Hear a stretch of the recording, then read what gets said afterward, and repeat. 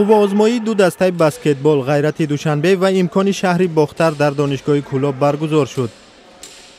در حاشیه یک برنامه گسترده ترغیباتی مؤسسان این تیم ها می‌خواهند در منطقه های تاجیکستان شخصان امکانیتشان محدود را به بسکتبال جلب سازند.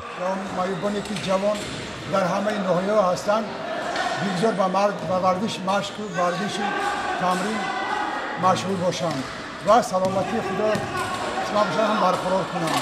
این تیم ها با تلاش های خصوصی ورزشگران تأسیس یافتند. این جوانان را از ناحیه های گوناگون تاجیکستان جمع کردند. مربی ها میگویند حالا با برگزار کردن این گونه مسابقات میخواهند زمینه برای رشد تیمی پارالیمپیایی تاجیک به وجود آورند. مقصد داریم در آینده برای اشتراک کردن در مسابقه های رسمی و غیر رسمی در بیرون از خارج کشور اشتراک کنیم و همین ورزش نمود خود را در آنجا معرفی کنیم.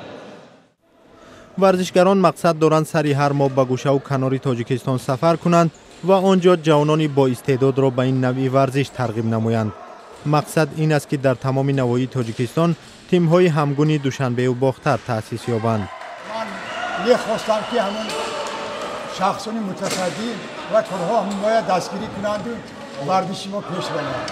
حالا ورزشگرانی که در تأسیس تیم های بسکتبال تشبث نشان دادند از حساب مبلغ های خودی و دستگیری تشکیلات های بین المللی فعالیتشان را به راه ماندند.